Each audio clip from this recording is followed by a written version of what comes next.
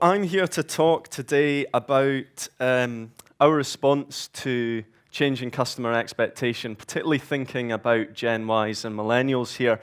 Now, I guess we should start by asking the question, why is it important? Why is it important that we crack how we solve, how we deliver a service to Gen Ys? Well, it's been mentioned already before, actually. By 2025, Gen Ys will account for 75% of all new vehicles purchased. So unless we get this right now, then we're probably going to be dead in the water in 10 years from now.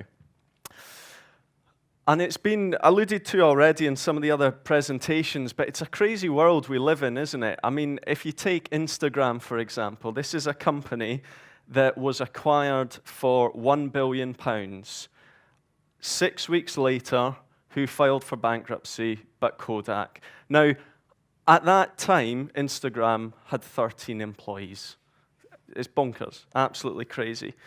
Facebook, the world's most popular media owner, has no content at all. The world's largest taxi firm owns no taxis. And the world's largest hotel owns no accommodation.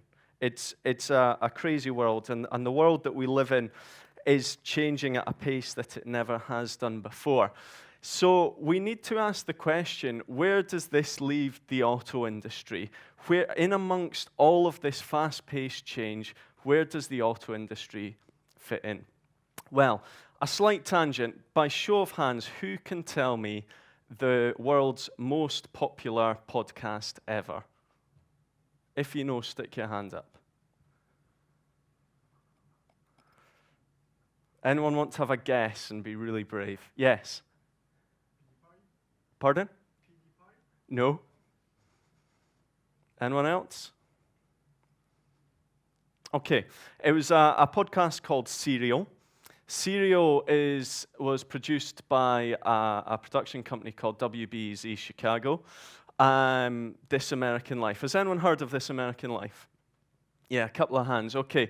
We heard earlier from one of the other speakers about the horrendous amount of time we spend sitting in traffic jams. I would recommend download this app, listen to their podcasts. It's as good a way as any to pass those hours as you're sitting in traffic. Now, This American Life, what they do is they pick, for each show, which lasts an hour, they pick a theme and they tell stories around that theme. Now, in December 2013, they picked the theme of cars.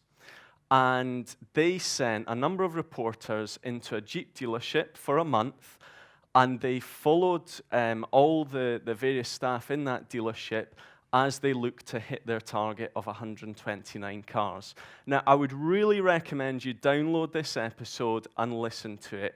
It's both really insightful and really distressing all at the same time. Now, I'm going to play a very short clip from that episode. Now, this gentleman is called Freddie Hoyt. He is the general sales manager at the dealership, and this is a clip of him giving a briefing to his sales staff in the dealership. You know, I look through the video, I watch you guys in there. All on your computers, going to different websites, chilling. Dude, get on higher gear. This is no joke. I gotta be at that number. Or I'm telling you, I'm not gonna be a nice guy. So put your nose right to the ground and come out shooting today. Everybody. I want balloons in all the departments. I want the radios down on. Put the convertible tops down all over the place. I want tons of balloons in the showroom. I just don't want one balloon to a car. Balloon the whole freaking place so it looks like a circus. Make it seem like we're having a monster sale and it's a party. Because we got to be at the big number by the 31st midnight. Period. No ands, ifs, and buts. Okay, so a short clip, a fairly good example of a transactional management style, you could say. But the thing that really struck me about this short clip is I just don't want one balloon to a car. I thought, doesn't that sum us up as captives in that we've been relying on the balloons for at least a good 20 years now? Because you know what? If we've got the balloons on the car, people will come, and then we've got them. and then we can sell to them. And we've really leveraged off this point of sale advantage for, well, as long as we've been around, probably.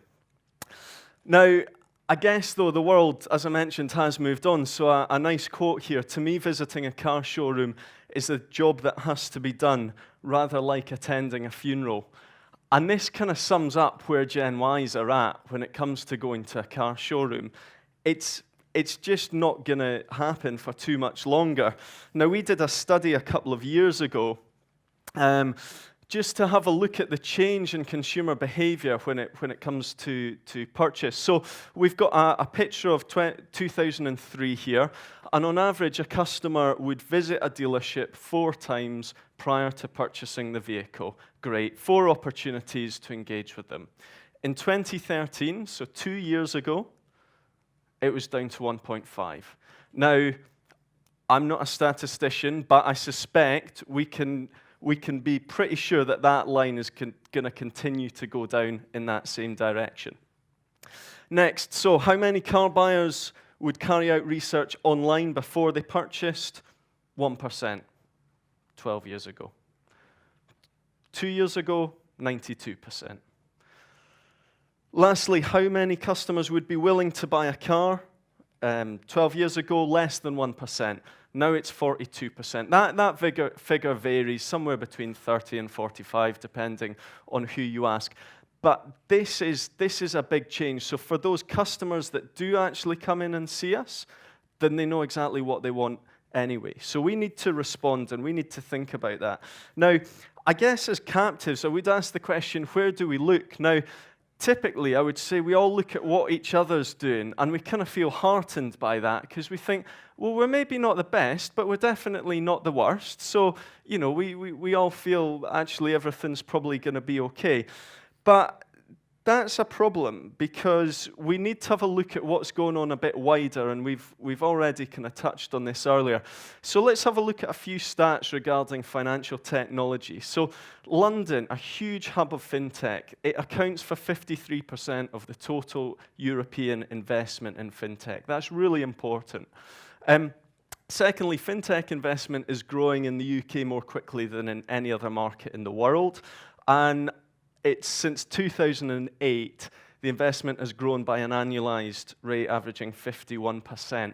That is huge. Now, there's plenty of other stats that we could go into. Google Ventures, guess what they invest more in, which sector they're investing more in than any other? Oh, it's financial services. So, this is something that we really need to be aware of. Now, in terms of the debate we've had already about disruption and evolution, well, on the next slide, it's going to be pretty evident which side of the camp I'm on, and I would be more than happy for anyone who disputes that to ask a question at the end. So this is a homepage of HSBC. Now, this could be any of the main big banks.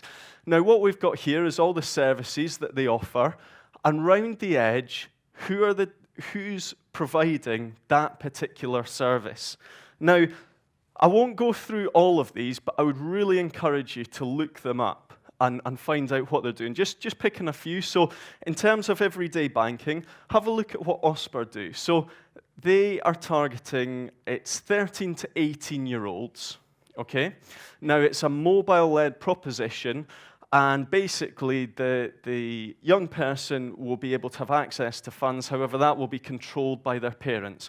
What happens when these 18-year-olds turn into 19-year-olds? Where are they going to go? Are they going to start up an account with HSBC? I doubt it. When these 18-year-olds then go to buy a car, who are they going to look to for finance? Is it going to be the people that they're engaging with almost every day? Decent chance they might be. So, moving round, in terms of investment, hands up here, who's used Nutmeg? One hand. I'd really encourage you, check out Nutmeg. So you can build an investment portfolio, I think, starting from £1,000. The whole user experience, the user journey is absolutely beautiful. And their whole ethos is about being committed to being kind of open and transparent. Moving round then, I guess when you look at the international money transfer, huge kind of explosion of peer-to-peer transfer happening here. If you pick TransferWise, they're probably the biggest, I guess. They will offer the same service as a bank, and it's around 10 times cheaper. So that's a big deal. As we go around in terms of the borrowing side, again, another part of the sharing economy, the peer-to-peer lenders are really exploding there. So you've got your Zopa, RateSetter, Funding Circle, obviously a wee bit different because they're a commercial proposition, but that's huge, and that's growing at an exponential rate at the moment. Mortgages as well, a big kind of boom in the peer-to-peer mortgage market as well. Now, I guess I would say a couple of things on this. When you check out these sites, just have a look at a couple of things. Have a look at how many of them use video content as a part of their explanation, okay? Have a look at how many of them are mobile optimized, and then how many were actually designed as mobile first. Because we probably approach it from this view of, oh, well, we'll build something, it'll be desktop, then we'll maybe make it mobile optimized. But actually, that thinking's already a bit out of date. Last year, 55% of our new car inquiries as BMW came from a mobile device. And these guys are switched onto it. But why am I banging on about banking? Well, I guess this means two things for us. One, this means that if you run a bank, and this is what's going on in your world at the moment, what industry are you going to look at to try and develop a new revenue stream? So that's one thing. The more probably important thing is, if this level of disruption is going on in the banking industry, what's happening to our industry? So here's our homepage. This could be your homepage if you're a captive finance organization. And let's have a look at what's going on here. By no means an exhaustive list, by the way. So we offer an insurance product, a number of insurance products, and we can see that whole industry has been turned upside down by the aggregators. Also in insurance, the whole telematics thing is starting to play a huge part, wearable tech when it comes to other types of insurance. Then when we move round to the kind of after-sales elements of this, then we've got kind of aggregation, but for an after-sales job. So companies like My Car Needs A or Who Can Fix My Car, that kind of thing, where you specify the repair and it might send that out to 100 different dealerships. Then on the finance side, we can see who's kind of really moving into that car finance area. Zuto doing a really nice job there. Moving round, I guess every manufacturer's got either a My BMW or a Mercedes Me or a whatever. Have a look at the stuff that Motoriety are doing, because that, I think, is really neat. In terms of used cars, loads of exciting stuff going on with used cars. There's We Buy Any Car has been around for a few years, and a very well-known brand, True Car. I'll touch on that. That's all around vehicle values. Then the whole kind of used car transaction space, a lot of interesting stuff happening in the US around Shift, Carvana, BP, and also CarWow in the UK. So our world is being disrupted at the moment, and this is, I would really strongly argue that this is not evolution, this is disruption. So what I want to do is have a look and walk through a few of the key points in a customer's journey, and just have a look at a few key stats on which say how this is changing and what organizations are doing a really good job. So in terms of research then, a critical part here. In 2014, 97% of all consumers are using the internet to research cars. Almost 90% will use dealer or OEM websites in their early stages. So this is pretty good news for us, and we should take heart by this. For Gen Y, this is 100%, no question about it. We've got to be conscious that, okay, our websites are only going to be one part of where the consumer gets data. For Gen Y and millennials, then social media is a pretty critical part too. But I would say this resource, we probably all don't use it as well as we could in terms of the information that we're giving to these individuals at the point at which they are in our world. Now, who's really kind of disrupting the research world? Well, this is TrueCar in the US. Who's heard of TrueCar, by the way? Yeah, so very well known. We can see here I've picked a Ford Focus. This particular vehicle is just over $20,000. You can see here a curve of how much this vehicle is in relation to the market. Gives the customer a level of transparency that they never had before. Now, TrueCar are registered with 10,000 dealers in the US. They were founded in 2005. They raised, I think, in a funding round in 2011, they raised $200 million. This is a serious thing that we need to consider.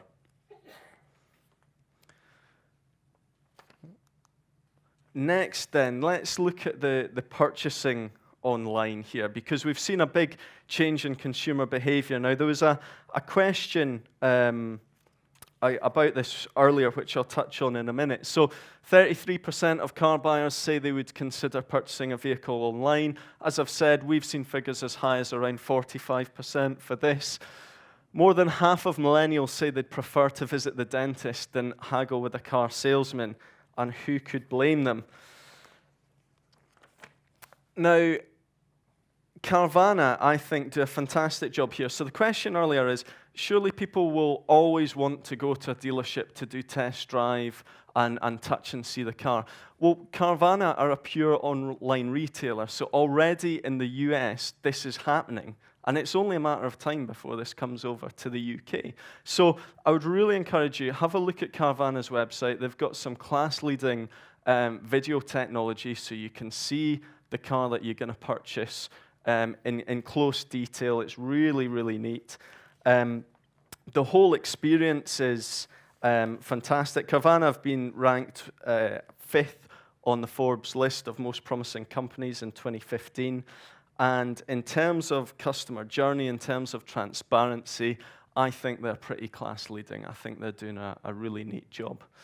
It's got to prompt us to then ask the question, what considerations have we made to enable a customer to transact with us online? On the basis that this is happening already. Now, Carvana aren't alone.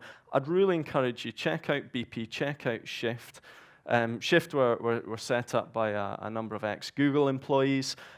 This is on our doorstep, so we really need to be gearing up to this.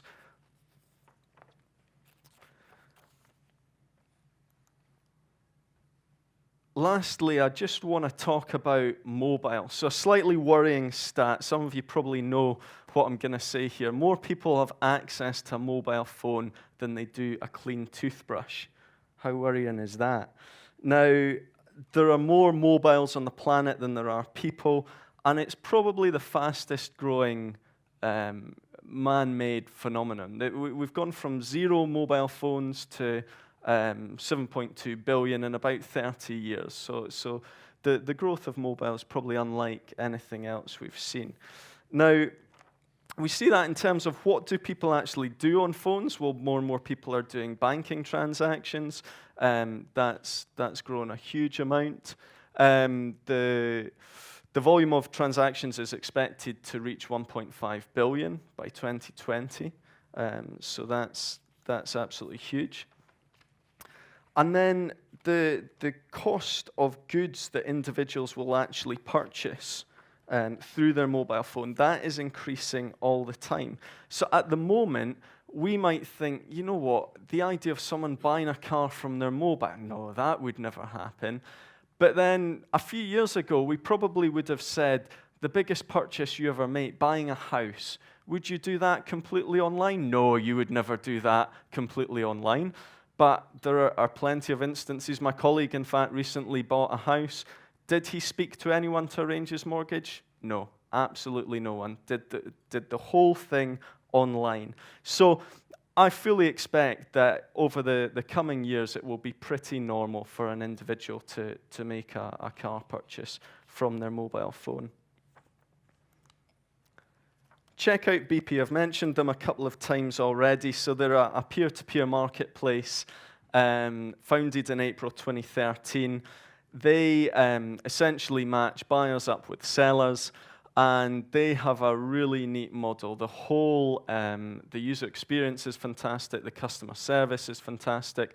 They do offer chat 24/7, and the mobile sites are really, really nice, really well put together. So I've just taken a few screenshots here of the mobile sites. This company was valued at $200 million last year, and they were founded in 2013. So, a few questions we need to ask ourselves. Is our digital real estate mobile optimized? Because this is, and when you physically test this, you'll realize actually this is really neat. This is really intuitive, really easy. The comment about making something complex quite easy being difficult, well, these guys have really cracked it.